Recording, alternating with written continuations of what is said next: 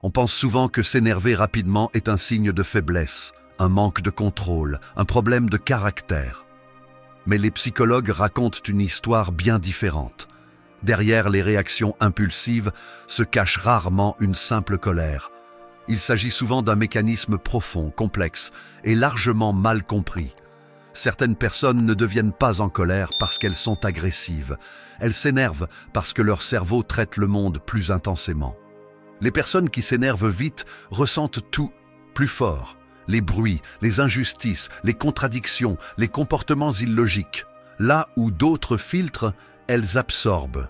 Leur système nerveux réagit plus rapidement, plus brutalement, sans délai tampon. Ce n'est pas un choix conscient, c'est une surcharge. Beaucoup de ces individus possèdent une sensibilité émotionnelle élevée. Ils perçoivent les tensions invisibles, les intentions cachées, les incohérences subtiles. Un ton légèrement méprisant, une remarque ambiguë, une injustice passée sous silence. Leur cerveau capte ces signaux avant même qu'ils puissent les analyser rationnellement. Contrairement aux idées reçues, ils ne manquent pas de réflexion. Ils réfléchissent trop, mais trop vite. Leur esprit anticipe immédiatement les conséquences, les scénarios négatifs, les conflits potentiels.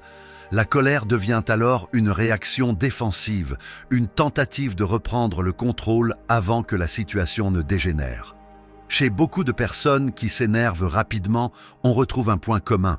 Elles ont appris très tôt que le calme n'était pas toujours entendu. Dans leur histoire, s'exprimer doucement n'a pas suffi. Il a fallu élever la voix, réagir fort, imposer une limite. La colère est devenue un langage. Ces individus sont souvent profondément attachés à la justice, au respect et à la cohérence. Quand ces valeurs sont violées, leur réaction est immédiate. Ce n'est pas l'événement en lui-même qui déclenche l'explosion, c'est ce qu'il représente. Un manque de respect, une trahison, une absurdité qu'ils refusent d'accepter. Ironiquement, beaucoup de personnes colériques sont aussi celles qui se sentent le plus coupables après coup. Une fois la tension retombée, elles analysent chaque mot, chaque geste. Elles se reprochent leur réaction. Elles regrettent l'intensité. La colère n'est pas un plaisir pour elles, c'est un fardeau. Les psychologues soulignent également un paradoxe troublant.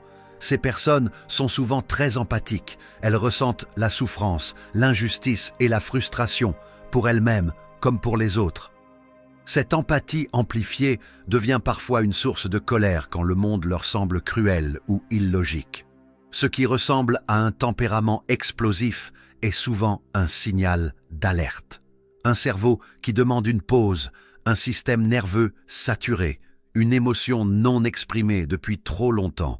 La colère n'est pas le problème, c'est le messager. Ce que personne ne dit. Les personnes qui s'énervent rapidement ne sont pas faibles. Elles ne sont pas instables. Elles ne sont pas dangereuses. Elles sont souvent épuisées de trop comprendre, trop ressentir, trop supporter.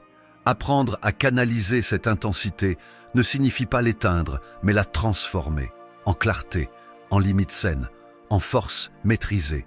Car derrière une colère rapide se cache souvent une sensibilité profonde et un esprit qui refuse l'indifférence. Si vous avez apprécié cette vidéo, laissez un j'aime, abonnez-vous à la chaîne pour ne rien manquer des prochains contenus et partagez cette vidéo avec vos amis ou ceux qui pourraient en bénéficier. Je compte sur vous pour soutenir la chaîne et faire en sorte que ces idées arrivent à un maximum de personnes.